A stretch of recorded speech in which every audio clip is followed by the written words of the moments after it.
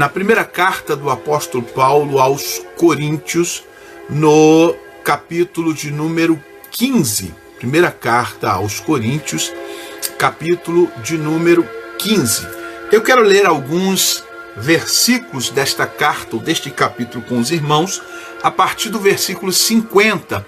Mas nós vamos meditar um pouco no contexto deste capítulo para entendermos o que o apóstolo Paulo está trazendo como ensinamento. Então, 1 aos Coríntios, capítulo 15, versículo de número 50, diz a palavra do Senhor: Isto afirmo, irmãos, que a carne e o sangue não podem herdar o reino de Deus, nem a corrupção herdar a incorrupção. Eis que vos digo um mistério: nem todos dormiremos. Dormir aqui é uma metáfora para a morte, mas transformados seremos todos, num momento, num abrir e fechar de olhos, ao ressoar da última trombeta. A trombeta soará, os mortos ressuscitarão incorruptíveis, e nós seremos transformados. Porque é necessário que esse corpo corruptível se revista de incorruptibilidade, e que o corpo mortal se revista de imortalidade. E quando esse corpo corruptível se revestir de incorruptibilidade, e o que é mortal se revestir de imortalidade, então se cumprirá a palavra que está escrita: tragada foi a morte pela vitória. Onde está, ó morte, a tua vitória? Onde está, ó morte, o teu aguilhão? O aguilhão da morte é o pecado, e a força do pecado é a lei. Mas graças a Deus que nos dá a vitória por intermédio de nosso Senhor e Salvador Jesus Cristo. Portanto, meus amados irmãos, sede firmes e constantes, sempre abundantes na obra do Senhor, sabendo que o vosso trabalho no Senhor não é vão.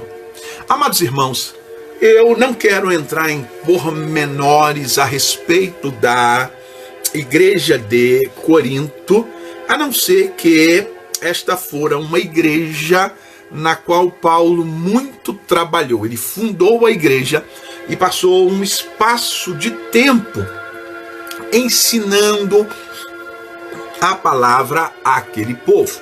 Depois de sair de Corinto, ele teve notícias de que alguns problemas estavam acontecendo lá, e também recebeu uma delegação daquela igreja que trazia uma carta, um documento com várias inquirições, com várias perguntas a respeito da vida cristã, a respeito de coisas que estavam acontecendo na igreja e de como a igreja deveria se portar. Só para a gente entender, em Corinto, ou de Corinto, Paulo recebeu a notícia que os crentes estavam promovendo culto à personalidade. Os crentes discutiam entre si sobre quem era maior, se era Pedro, se era Paulo, se era Apolo. Então havia esse culto à personalidade. Em Corinto havia infelizmente pessoas que estavam se entregando a pecados sexuais e promovendo imoralidade dentro da igreja. Em Corinto, havia irmãos que estavam arrastando os outros irmãos para os tribunais mundanos, em vez de resolverem os seus problemas dentro da própria igreja, causando vergonha em meio ao povo de Deus. Lá em Corinto, também haviam pessoas que estavam se entregando à dissolução, à prostituição e se deitando com meretrizes, bem como aqueles que se entregavam à idolatria e se assentavam nas mesas dos templos idólatras. Em Corinto, havia mulheres que não estavam respeitando a realidade bíblica da submissão aos seus esposos, e havia também problemas quanto à ceia do Senhor, que não era bem observada, e quanto aos dons espirituais. Paulo escreve a carta com vistas a resolver e a ensinar a igreja sobre todos esses problemas. E um problema que eu deixei por último, que está aqui no capítulo 15, é que lá em Corinto haviam pessoas que estavam dizendo que esse negócio de ressurreição dos mortos era invenção, que isso era mentira, que isso não acontecia, que isso era só balela. Então, alguns crentes de Corinto começaram a se desesperar. Alguns crentes de Corinto começaram a perder a fé, porque passaram a entender que não existia ressurreição dos mortos. Aí Paulo usa o capítulo 15 para falar justamente desse assunto, ressurreição dos mortos. Ele começa o capítulo 15 nos versículos 1 e 2 dizendo o seguinte: irmãos, venho lembrar-vos o evangelho que vos anunciei, o qual recebestes e no qual ainda perseverais.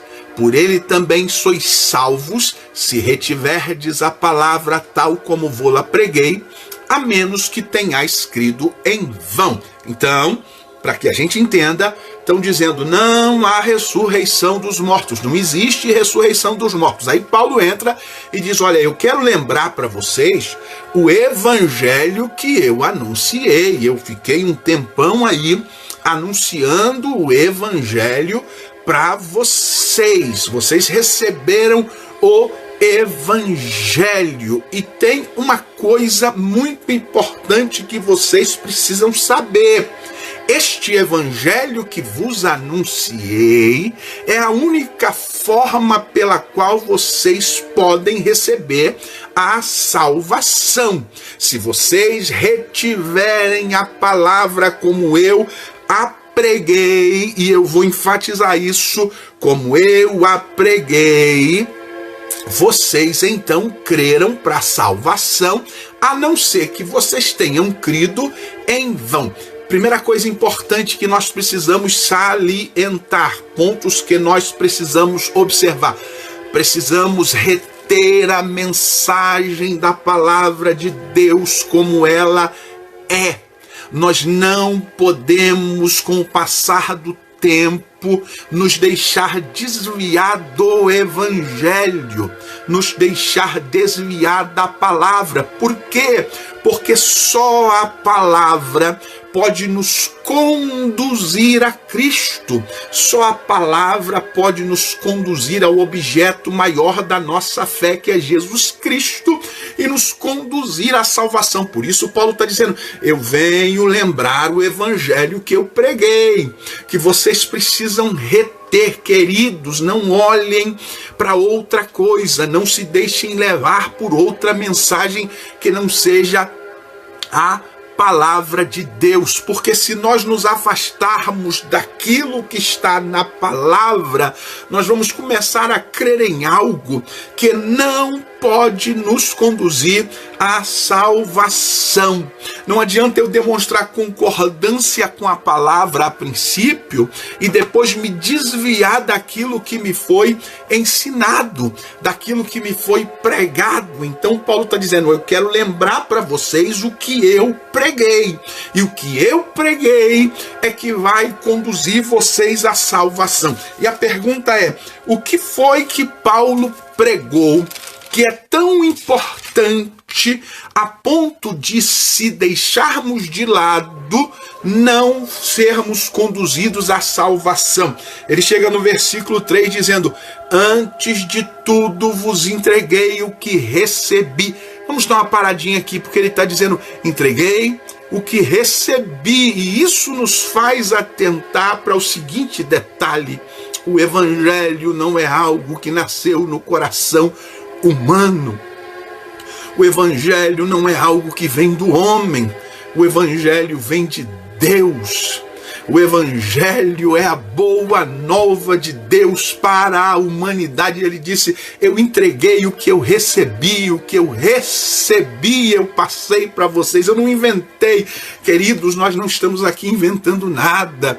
Nós estamos aqui pregando a palavra, a revelação que recebemos do Senhor nosso Deus. E o que foi, Paulo, que você recebeu? Vamos dividir isso aqui em duas coisas importantes. Primeiro, ele diz que Cristo morreu por nossos pecados, segundo as Escrituras. Amados, isso é base da nossa fé.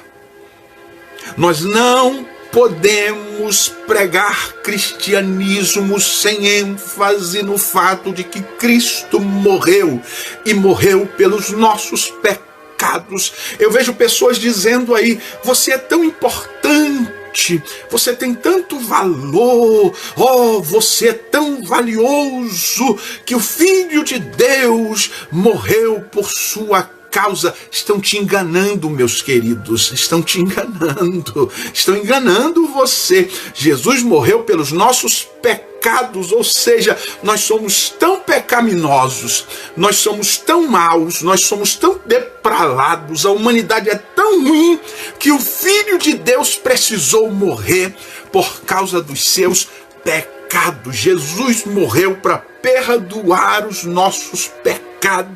Jesus morreu para nos lavar, Jesus morreu para nos purificar. E Paulo continua, então, ele morreu pelos nossos pecados, segundo as Escrituras. Paulo lança a mão das Escrituras do Antigo Testamento para dar base àquilo que está pregando. E onde está isso, pastor? Se você fizer a leitura na sua casa de Isaías 53, você vai ver que o profeta Isaías, 700 anos mais ou menos antes de Cristo, já anunciava a morte de nosso Senhor Jesus Cristo por causa dos nossos pecados. Ele foi moído por causa das nossas transgressões. E Paulo dá continuidade ao evangelho que pregou: e que foi sepultado e que ressuscitou ao terceiro dia, segundo as Escrituras. Então, primeiro, Jesus morreu. Ele morreu para quê? Para perdoar os nossos pecados. E ele diz, as Escrituras dizem isso, Isaías 53.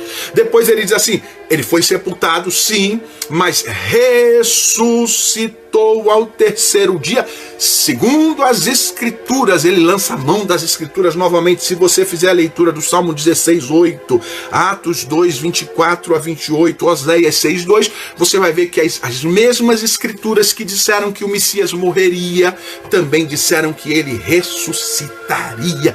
E aqui está o Evangelho. Jesus morreu. Para quê? Para perdoar os nossos pecados. Mas Jesus ressuscitou. Ele ressuscitou. Jesus está vivo. E por que é que Paulo agora vai enfatizar a questão da ressurreição?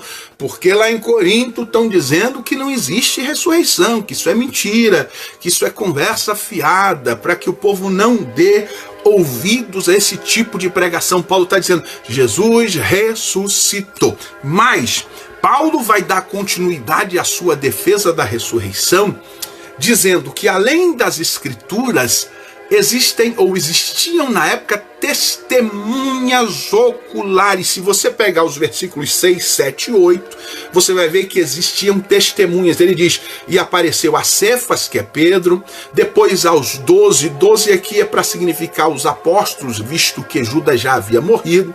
Depois foi visto por mais de 500 irmãos de uma só vez.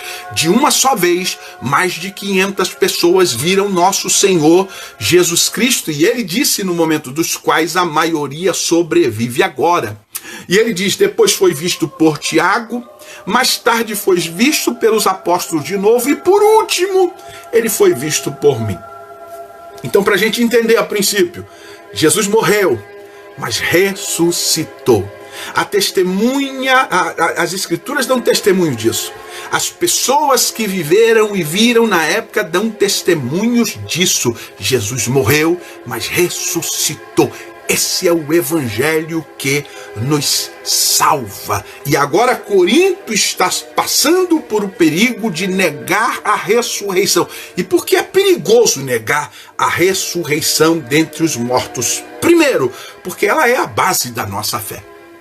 A base da nossa fé é que Jesus morreu e ressuscitou. Sem isso, o cristianismo perde o seu valor, porque se Jesus não morreu, não tem perdão para os nossos pecados. E se Jesus não ressuscitou, nós também não vamos ressuscitar. Então, é a base da nossa fé. Segundo, se não há ressurreição, Jesus não ressuscitou. Terceiro, se não há ressurreição e Jesus não ressuscitou, então nós estamos pregando mentira. Então Paulo estava pregando mentira. Então os apóstolos eram todos mentirosos. Se não há ressurreição, Jesus não ressuscitou, então a pregação é vã, diz o apóstolo Paulo. E por conseguinte, a nossa fé também é vã. Por quê? Porque se não há ressurreição, Jesus não morreu, não ressuscitou e não está à destra do Pai, quem está pregando está mentindo e quem está ouvindo está acreditando em uma mentira. E ainda há outros problemas. Se Jesus não ressuscitou, nós estamos perdidos. Se Jesus não ressuscitou, aquelas pessoas que morreram acreditando em Jesus Cristo e que um dia Ele voltará para buscar a sua igreja, também estão perdidas. Se Jesus não ressuscitou, então está tudo perdido. Não há porquê nem viver, não há porquê lutar, não há porquê buscar a Deus, não há porquê santificar, não há porquê lutar o bom combate da fé. É isso que Paulo está dizendo. Se Jesus não ressuscitou, nada tem sentido. Mas aí, lá no versículo de número 20, Paulo vai dizer o seguinte: mas, de fato, Cristo ressuscitou, sendo Ele as primícias dos que dormem. Primeiro, ele usa o argumento para mostrar às pessoas que estão dizendo que Jesus não ressuscitou, que isso é loucura, isso é jogar fora a própria fé. E depois ele vem com a realidade. Jesus ressuscitou e ele é a primícia dos que dormem. Para você entender o que era a primícia, o que tem a ver primícia aqui. Primícia era aquilo que era levado no templo logo no início da colheita. No início da colheita em Israel, eles atavam os primeiros frutos, os primeiros feixes da colheita e levavam para o templo. O simbolismo disso era que posteriormente Deus abençoaria e eles continuariam colhendo porque trouxeram as primícias. Quando Paulo diz que Jesus ressuscitou e ele é a primícia, o que ele está dizendo é que Jesus é o primeiro a ressuscitar, no sentido de que não morre mais, e que ele é a garantia de que nós também ressuscitaremos. Ele é o primeiro fruto, o primeiro feixe que está mostrando que nós também ressuscitaremos. Jesus ressuscitou e nós também vamos ressuscitar. E Paulo vai continuar dizendo aos Coríntios, a partir do versículo 30, que é por isso que ele luta, que foi por isso que ele enfrentou feras terríveis na cidade de Éfeso, que é por isso que ele continua lutando de todas as formas, porque ele tem a certeza que Jesus ressuscitou e nós também ressuscitaremos. Meus irmãos, não parem, não olhem para trás, não olhem para as dificuldades, continuem crendo, continuem lutando, continuem buscando ao Senhor. Jesus ressuscitou e não importa o que aconteça aqui, naquele grande dia quando a trombeta tocar, nós também vamos ressuscitar. É verdade, pastor Rogério Alves, esse é o evangelho de Jesus Cristo. Continue lutando. E aí Paulo dá um aviso no versículo 33, não vos enganeis, as más conversações corrompem os bons costumes. Não se deixem levar por más conversações. Não se deixem levar por teorias e supostos evangelhos que te façam olhar só para essa terra. Não te deixe levar por coisas que tentem tirar a fé na ressurreição de Jesus Cristo e na ressurreição final daqueles que creem em Jesus Cristo para estar eternamente com Ele. Não se deixe demover desta fé, não se deixem levar por essa falácia, porque disse o apóstolo Paulo, se a nossa esperança em Cristo é apenas para esta vida, somos os mais infelizes dos homens, ou seja, nós somos dignos de pena. Nós somos dignos de pena porque estamos servindo a Jesus Cristo com expectativas apenas para esta vida, irmãos. Nós sabemos que Jesus cuida de nós, que o Pai sabe do que nós precisamos, que quando buscamos o reino de Deus, as coisas que são necessárias à subsistência nos são acrescentadas, mas a nossa esperança é a sua vinda. Já dizia aquele hino da harpa cristã, nossa esperança é a sua vinda. O Rei dos Reis vem nos buscar. Nós aguardamos Jesus ainda até a luz da manhã. Não pare, não baixe a cabeça, não pare de lutar, não pare de buscar ao Senhor, não pare de crer, não pare de caminhar, porque Jesus ressuscitou e nós também vamos ressuscitar. É o que Paulo vai dizer nos versículos que nós lemos na introdução da nossa meditação. Ele diz o seguinte: isto afirmo, irmãos, que a carne e o sangue não podem entrar no reino, herdar o reino de Deus, nem a corrupção herdar a incorrupção. Paulo está dizendo, esse corpo, essa natureza caída não pode herdar o reino de Deus. Essa natureza corrupta não pode herdar a incorrupção da eternidade.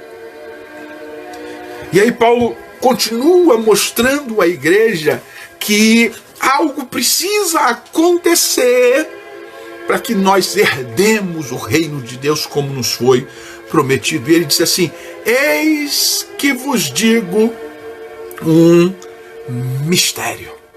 Mistério primeiro porque até agora ninguém tinha consciência do que ele vai falar. Mistério é aquilo que está oculto. Então Paulo vai dizer um mistério primeiro no sentido de que coisas que nós não sabíamos agora nós vamos saber. Mistério em segundo lugar porque a gente não dá conta de detectar como é que vai ser isso. Como é que isso vai acontecer num espaço tão pequeno de tempo que é num piscar de olhos. Irmãos, pela fé nós cremos que Deus criou o mundo pela sua palavra. Nós cremos num Deus que é poderoso para do nada fazer existir todas as coisas. Nós cremos num Deus ou no Deus, porque Ele é o único e verdadeiro Deus. Nós cremos no Deus Todo-Poderoso, como dizia João Batista, que pode das pedras suscitar filhos a Abraão. Nós cremos no Deus que pode abrir boca de jumenta, que pode fazer baleia conduzir profeta. Nós cremos no Deus que tira homens da cova, a exemplo de Lázaro, do filho da viúva de Naim, a exemplo da filha de Jairo. E esse Deus Todo-Poderoso vai realizar esse milagre que nos está sendo falado agora. Como se dará? A mente humana não tem conta de detectar. Mas Paulo diz assim, eu vos digo um mistério, nem todos dormiremos. Ou seja, nem todos os cristãos morrerão. Naquele grande dia, quando Jesus voltar, muitos cristãos ainda estarão vivos nesta terra. E muitos já morreram e terão morrido naquele grande dia quando Jesus voltar. Mas ele diz, nem todos dormiremos, mas transformados seremos todos. Ou seja, tanto os que dormiram, os que morreram, quanto os que estiverem vivos, todos serão transformados. Oh dia glorioso! O dia maravilhoso, todos nós seremos transformados. Todas essas mazelas desse corpo humano, dessa natureza dominada pelo pecado, acabarão. Toda lágrima será enxugada, toda tristeza e amargura acabará. As dores não existirão mais. Todos seremos transformados, ele diz. Como que isso vai acontecer? Desculpe, Paulo, ele diz, num momento, num abrir e fechar de olhos, ou seja, num piscar de olhos, ao ressoar da última trombeta. Oh, como aguardamos esse dia. Oh, aleluia. É essa esperança que nos faz ficar firmes. Essa esperança nos faz lutar contra o pecado dia após dia. Essa esperança nos faz ficar de pé e dizer não ao inferno, não ao diabo, não ao mundo. Essa esperança nos faz dobrar diante de Deus e reconhecer: somos pó, mas nós cremos em Ti. Nós cremos na Tua misericórdia, nós cremos na Tua graça, nós cremos na ressurreição de Jesus Cristo, nós cremos no arrebatamento da igreja. Ele diz, a trombeta soará. Olha como se dará, tudo isso num piscar de olhos. Os mortos em Cristo ressuscitarão incorruptíveis. João diz, assim como Ele é, o veremos e seremos semelhantes a Ele. O nosso corpo será transformado, ele diz, e nós seremos transformados. Resgatados fomos, dizia o compositor sacro, para nunca mais pecar. Não viveremos mais à mercê do erro. Não haverá mais choro, não haverá mais lágrima, não haverá mais dor, não haverá mais tristeza, não haverá mais natureza caída, porque seremos transformados. E ele diz, porque é necessário que este corpo corruptível se revista de incorruptibilidade e que o corpo mortal se revista de imortalidade. E quando este corpo corruptível se revestir de incorruptibilidade e o corpo mortal se revestir de imortalidade, então se cumprirá a palavra que está escrita. Ele está citando Isaías 25:8. Tragada foi a morte pela vitória. Não haverá mais morte. A morte já não terá mais poder sobre nós, porque os nossos corpos serão glorificados. Os nossos corpos serão completamente transformados e se cumprirá o que está escrito em Isaías capítulo 25, versículo 8. Tragada foi a morte pela vitória. E aí vem aquele hino de vitória, conforme Oséias capítulo 13, versículo 14. E Paulo vai citar, onde está, ó morte, a tua vitória? Onde está, ó morte, o teu aguilhão? Quando o nosso corpo for revestido de incorruptibilidade, aí cantar-se-á, cadê a morte? Cadê a tua vitória, morte? Onde é que está o teu aguilhão, morte?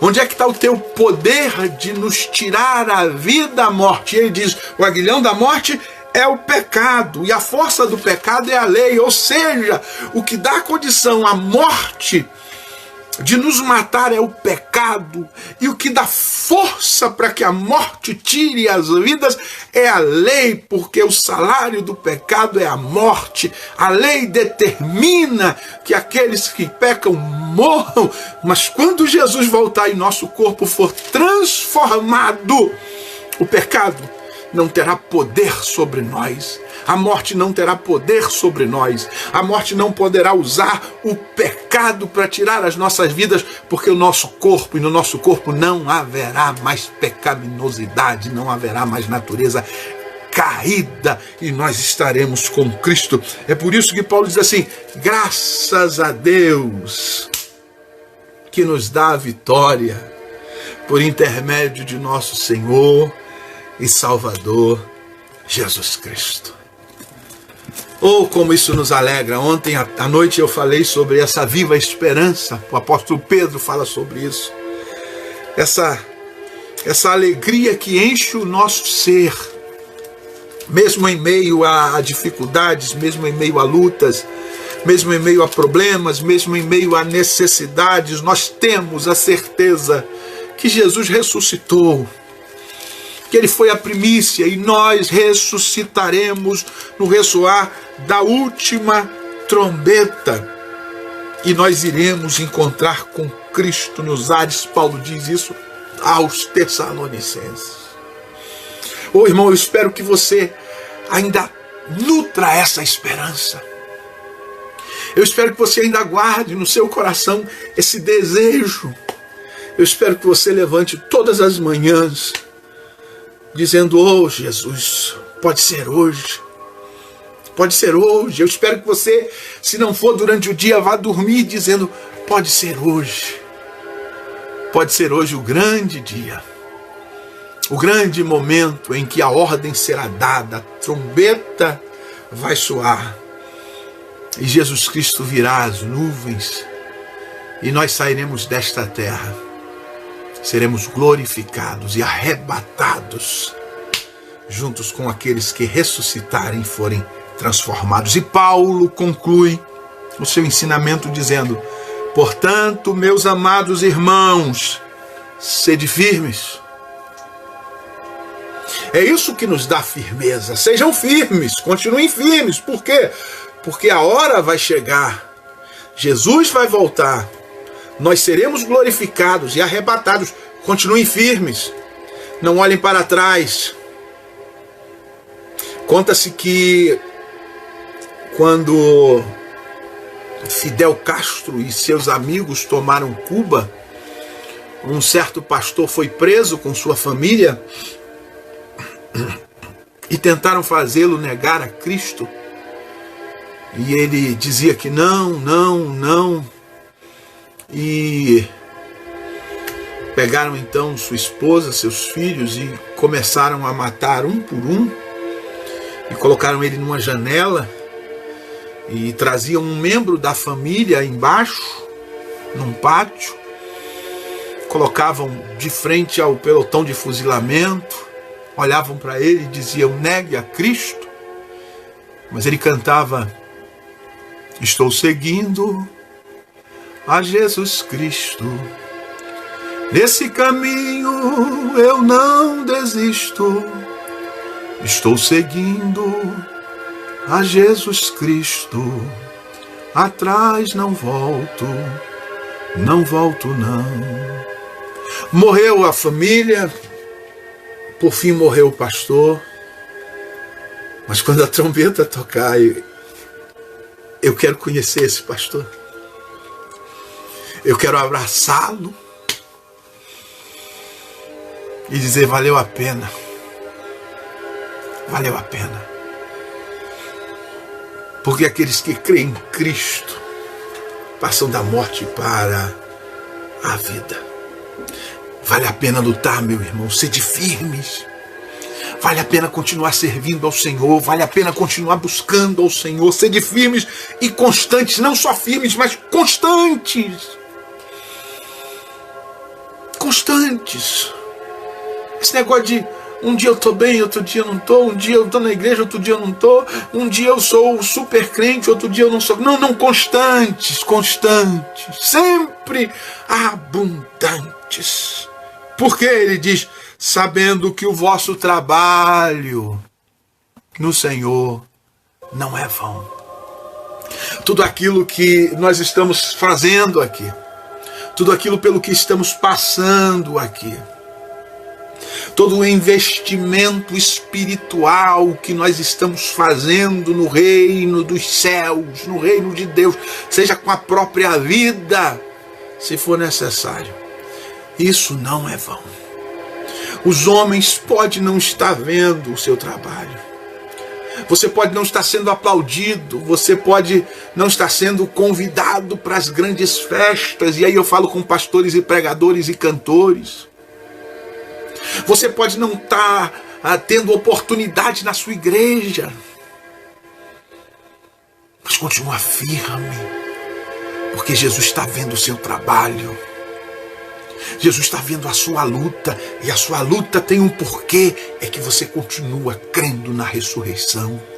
Você continua crendo que Jesus voltará. Você continua acreditando que naquele grande dia nós encontraremos com Jesus. Sede firmes e constantes, sempre abundantes, porque o vosso trabalho no Senhor não é vão. O nosso trabalho, irmão, tem recompensa. O nosso trabalho vai ser recompensado. Sabe por quê? Porque Jesus ressuscitou e nós também ressuscitaremos naquele grande dia. Meus irmãos aí de Portugal, a maioria de vocês eu não conheço. Não sei se vou ter o prazer de conhecer nessa terra, mas uma coisa eu sei, meus irmãos: quando a trombeta tocar, nós estaremos no céu com o corpo glorificado, e nós vamos adorar ao Senhor e vamos viver com o nosso Senhor eternamente. Meus irmãos aqui no Brasil que estão no Instagram, muitos eu conheço, outros tantos eu não conheço, mas uma coisa é certa: nós nos encontraremos na glória. Nós nos encontraremos na glória. Dizem que os judeus, eles, quando fazem seus encontros, no final, eles dizem o ano que vem em Jerusalém. Nós não podemos dizer o ano que vem, ou amanhã, ou depois de amanhã, mas nós podemos dizer certamente e em breve, na Jerusalém celestial. Porque Jesus morreu, mas ressuscitou e vive para sempre, e nos ressuscitará e viveremos com Ele eternamente. Vamos orar. Pai, nós louvamos o Teu nome por Tua graça, por Teu amor, por esta convicção, por esta certeza de que somos Teus, por esta certeza de que Jesus morreu sim para perdoar os nossos pecados, mas ressuscitou e está à Tua destra, e que na hora certa, determinada pelo Senhor, a trombeta vai tocar e Ele voltará para nos tirar dessa terra. Dá-nos forças para continuar lutando, para continuar buscando, que Teu Espírito possa continuar nos iluminando, que cada crente, meu Deus, tenha essa esperança renovada e continue trabalhando com todas as suas forças, sabendo que o nosso trabalho não é vão, sabendo que há um galardão, sabendo que há salvação. Continua conosco, abençoando as nossas vidas. Nossas vidas estão em Tuas mãos. Obrigado por tudo, Pai. Em nome de Jesus. Amém.